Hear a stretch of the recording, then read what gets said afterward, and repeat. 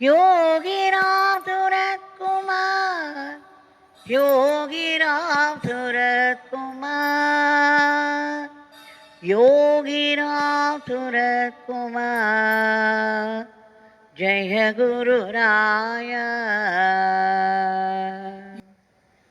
भगवान श्री योगीराम सूरत कुमार की जय।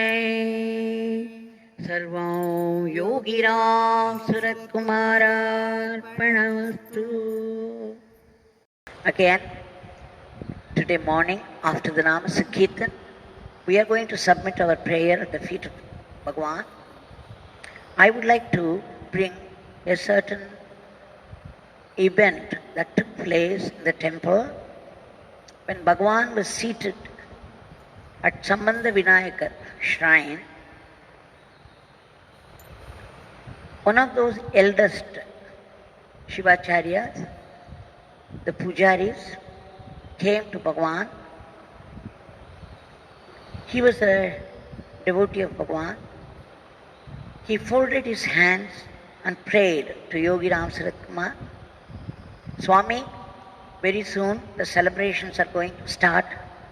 Please bless them for successful completion of that. Bhagwan, of course, blessed him, but said, why don't you go to Arunachaleshwara, to whom you are doing puja, and pray? Then the devotee said, Swami, Arunachaleshwara doesn't talk, whereas we could talk to you. Immediately, pat came the reply from Bhagwan. The politicians also talk, but they don't honor their word. Arunachaleshwara never talks, but he keeps up his duty. He keeps up his blessing. He has no eyes but sees, no ears but hears, no hands but work. Arunachaleshwara is working all the time.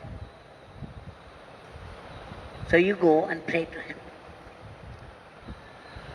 Swami also often said, faith is the greatest God on the earth. After the Mahasamadhi of Bhagwan, a particular devotee by name Kumaraguruparan from Nagarkovil, he had his daughter-in-law. His daughter-in-law was pregnant, and I think she was in an advanced state. When she was taken up for a checkup in Tuticorin, the doctors found that the position of the baby was not right, and that she would be in great trouble during delivery. When the news was passed on to Kumaraguruparan, a devotee, immediately he rushed to his puja room, sat before Bhagwan's picture, and started chanting the name Yogiram Surat Kumar, Yogiram Surat Kumar, and began his prayer. He did it with great faith and with his entire being. Soon he had a vision in which Bhagwan appeared. His daughter-in-law was also there sitting next to him, and Bhagwan started to peel a certain fruit and began to feed his daughter-in-law bit by bit. And after that Bhagwan just touched her somewhere at the back, and then the vision was gone. But Kumaraguruparan knew that everything was going to be all right despite what the doctors predicted. True to that, soon after he got the news that the baby righted its position by itself, to the surprise of the doctors. Everything became all right. This is faith. This is prayer. This is chanting the name. It works. So we shall submit our prayer at the feet of the compassionate Bhagwan. Bhagwan, This evening, after the submission of our Nama Sankirtan, it is time to make our prayer.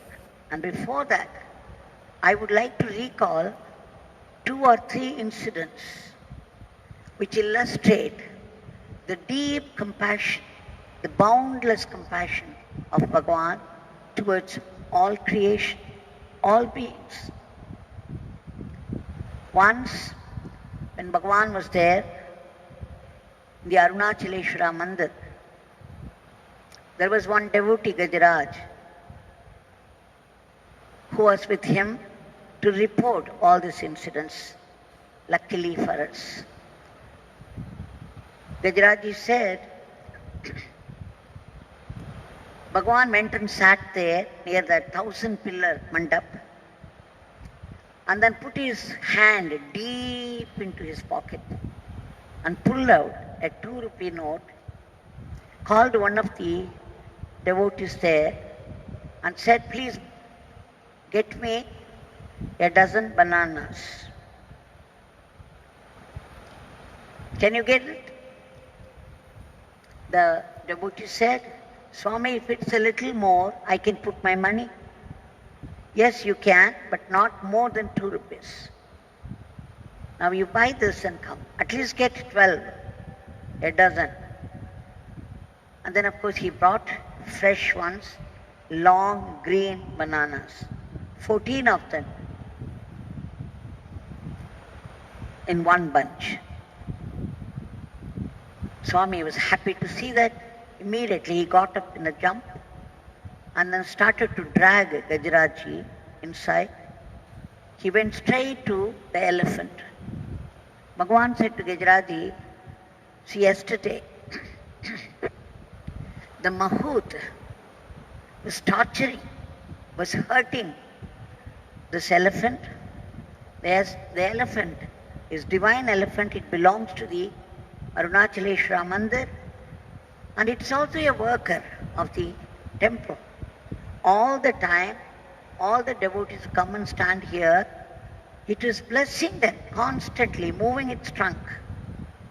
It is doing a lot of work, just like the Mahout. And Mahout tortured it yesterday, and it was in great pain. It was moving its body, swaying its head, unable to bear the pain. When Bhagavan said it, there were tears in his eyes. And then he said, Father blessed him yesterday, and now this beggar would like to feed him. He gave the bananas to the same Mahout and said, you feed it. And he stood by until the whole thing was eaten by the elephant. And what was more, Bhagavan raised his hand and blessed the elephant and the Mahout. For quite some time, he blessed them. Another day, Gajaraji, when he entered the temple, he found Yogi Ram Sarat Kumar walking up and down so busily, raising his hands, looking up at the tall tower all the time.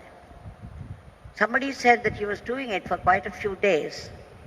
And then they said, oh, he's a madman. He would do all these kinds of things. We are quite used to it.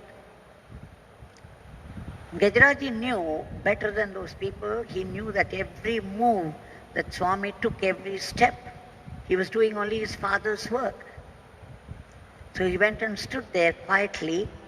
And then Bhagavan said, Gajaraji, you see that beehive there on the tower? See how busy those bees are. Thousands of them. And then he dragged him to the inner corridor and pointed to a tree there and said, look, there was a beehive here.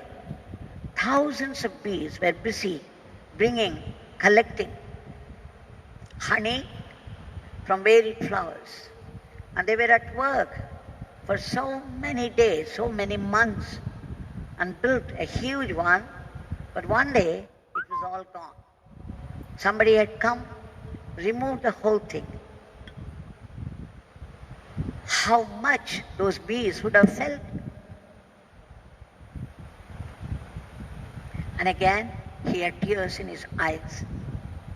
They do such hard work, bringing little by little by little that honey and save it up. But you see what man does to that. And so now they've become very clever. You see up there on the tower? So they have reached a height where man could not enter. And now they have comfortably and safely built a beehive. And then he added, my father has been blessing them for the past few days so that nobody would touch the beehive. No selfish man would do that. Their hard work would be saved. There were tears in his eyes. Another time, Swami was standing before the Sthala Vriksha, the divine tree of Arunachaleshwara Mandir, which has been there for several years. Swami stood there for nearly 30 minutes staring at it. And again his eyes had filled up. And there was somebody passing by, and Gajaraji was sitting in a corner quietly watching the whole thing. And this somebody told Gajaraji, oh, this Swami has been doing it for the past few days, staring at this. This Swami would always do such things. Only God knows what he is doing. And then he passed on. But Gajaraji knew better. He knew how much of work Swami was doing. And then Swami called Gajaraji and said, just see, this is a divine tree. It belongs to Arunachaleshwara. This has been here for quite a few years, radiating its divinity. And see what man has done to this. And there he saw, for nearly 1 square meter, 1 meter breadth and 1 meter height, the trunk, the upper sheath was peeled. Swami said, they do all this only for the sake of the medicine. But then out there, outside the temple, there are so many such trees, bakul trees. They could easily take it from them. But they should come and put their hand upon this divine tree. Now you see, this would have weakened the tree. And the tree would stand here for a long time. Whereas this tree is a divine tree, it has to be protected. My father has been blessing this tree for the past few days, adding strength, protection to this tree. Come. He took him by hand and then they walked ahead. Now on the way, they ran into the superintendent of the temple. It was again by a divine will that Swami ran into him. And then Swami complained, you just see how this tree is maintained. It's a divine tree. It is a Sthala Vriksha. It belongs to this holy site. And see what people have done to this. How could you allow this? Don't do this because the tree will become weak and it will die. And then the superintendent saw the whole thing, came near. With great devotion and fear, he folded his hands and said, Swami, we are very sorry. We have failed in our duty, but now we will see to it this is well protected. So after this assurance, Swami left, but his eyes betrayed his inner feeling. There were tears. Despite all that he did.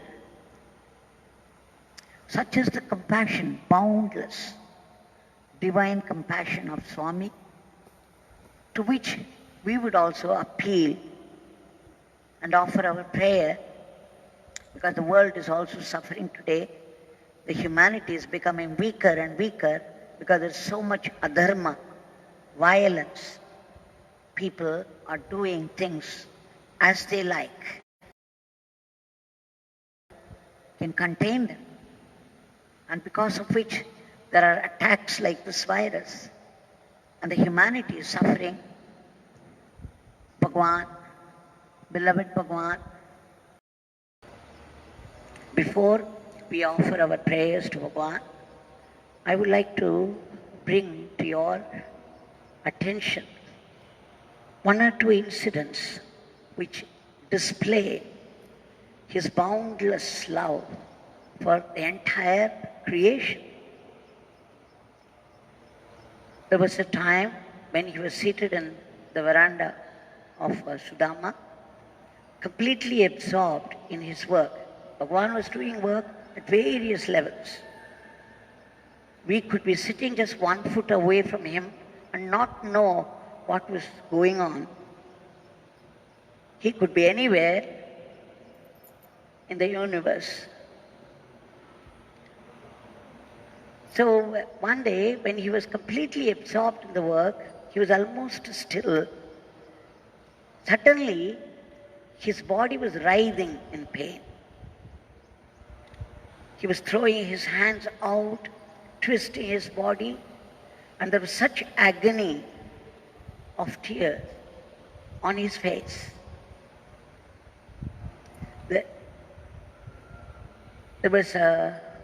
His face was radiant. At the same time, it was red with the flushing of the blood.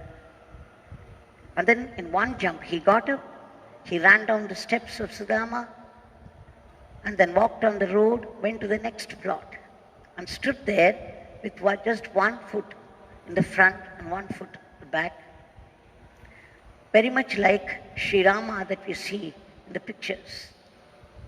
And he was looking up. There were tears in his eyes, and his face was red with anger. And there, up on the tree in different branches, 2 or 3 people were sitting very comfortably, plucking the leaves. And the minute he looked up, they all saw him, and immediately they jumped down and ran away. He stood there for some time, blessing the tree, came back, and then said, "Look what they are doing to that tree." That tree was going through such pain. This beggar was unable to bear it. Because tomorrow is a festival, and a string of mango leaves, very auspicious. These people are coming and filling up their bags. They don't understand what the tree itself is going through because of that. And again, there were tears in his eyes.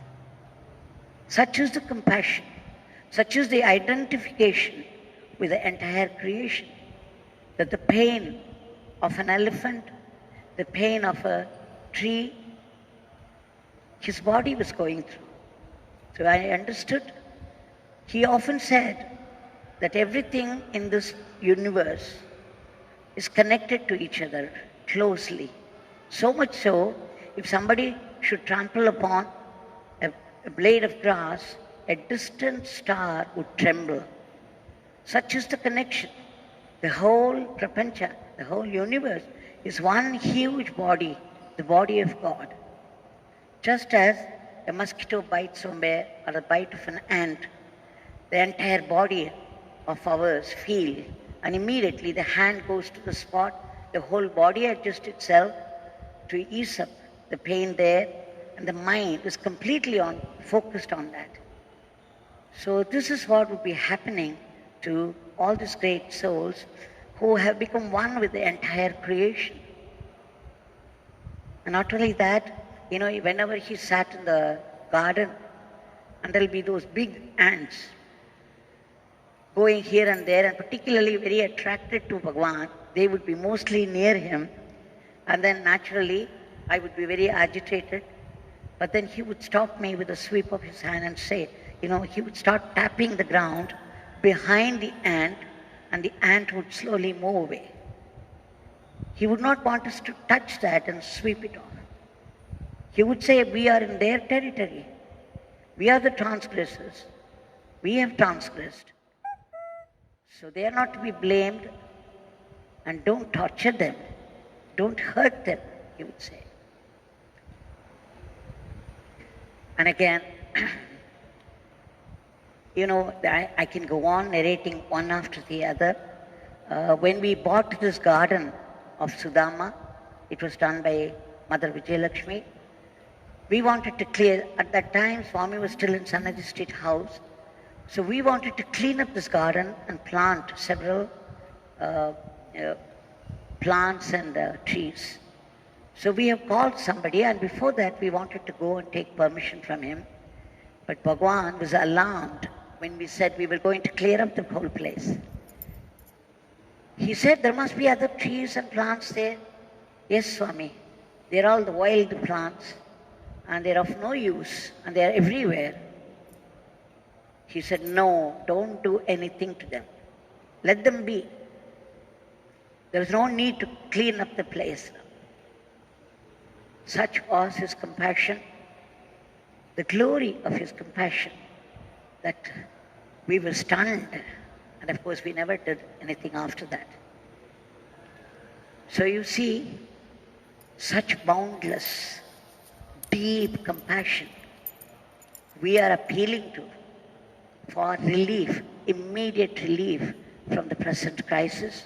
We shall offer our prayers to this embodiment of compassion.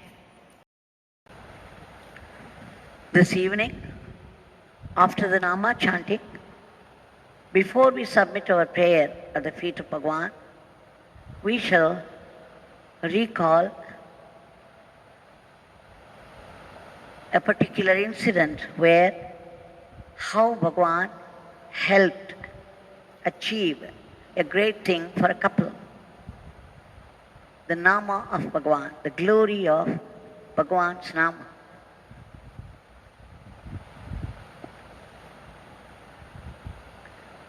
From Trichy, one Mrs. Brinda and Mr. Ramanan, even from their early 20s,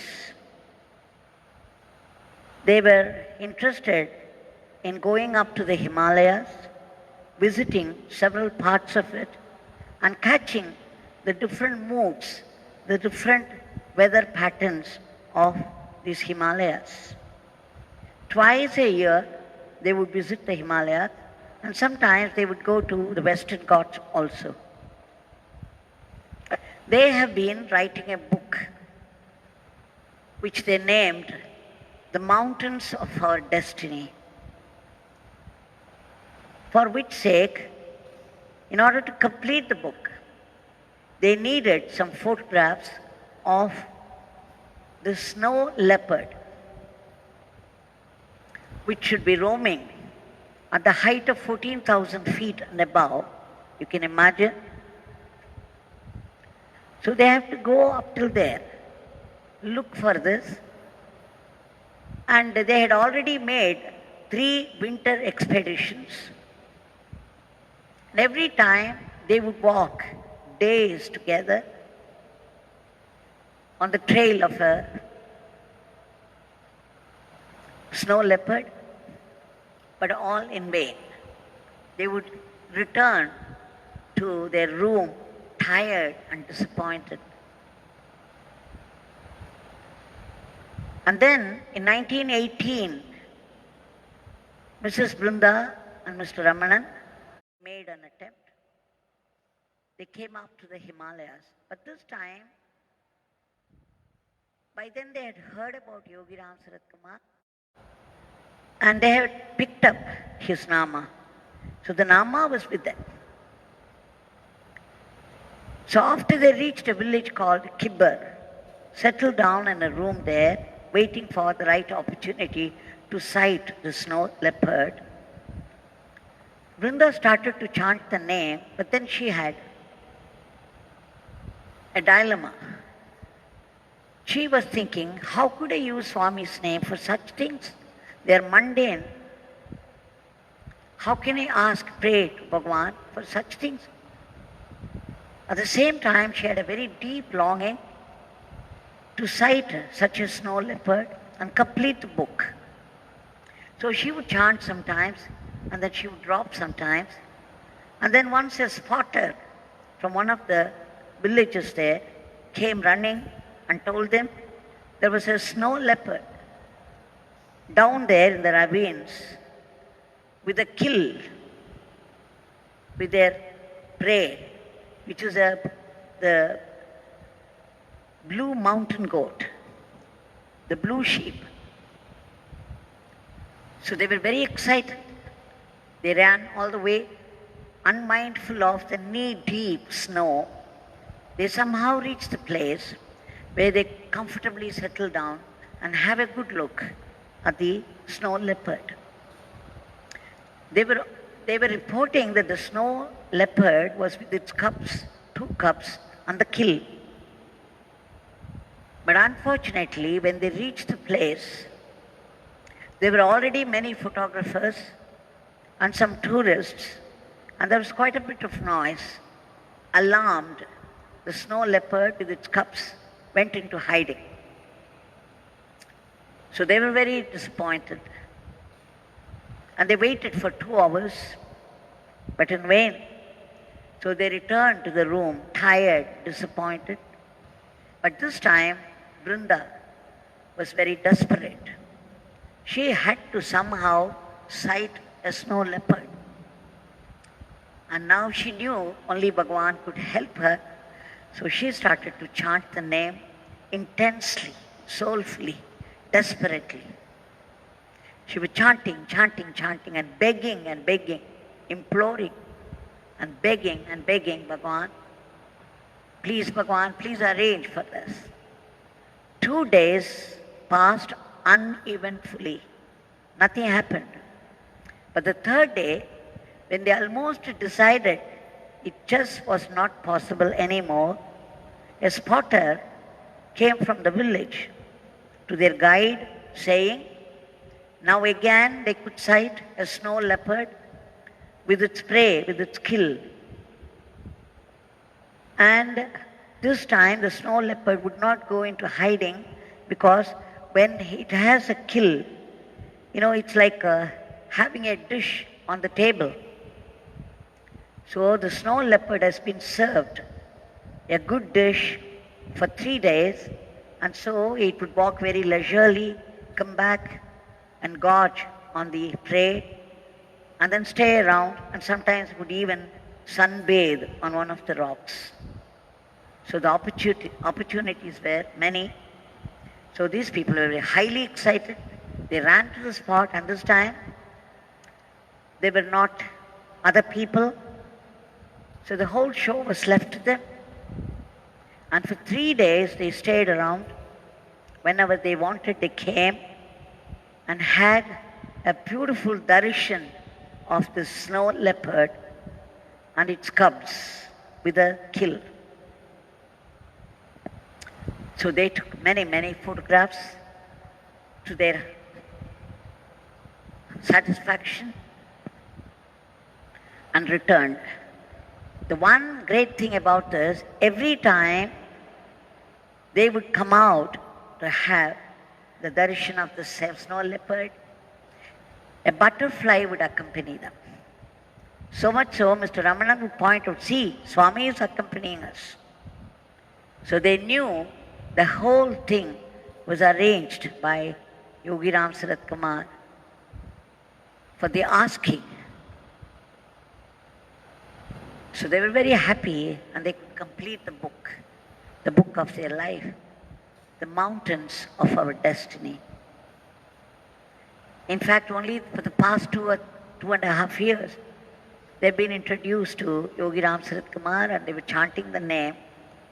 And now, to their heartfelt fill, they had found this, what they had wanted, what they had longed for, to complete the book. And Bhagavan, whatever is being asked for, Bhagavan definitely gives it, but at his own time, at his chosen time, and the way he would arrange it. So after chanting the name, after praying even desperately, we have to leave it to him to do the work at his chosen time, at his will. So we shall also submit our prayer we know that how Bhagwan is helping people at different levels, in different ways. So we have been submitting the nama and the prayers every day without fail for the past 2 months. And I'm very sure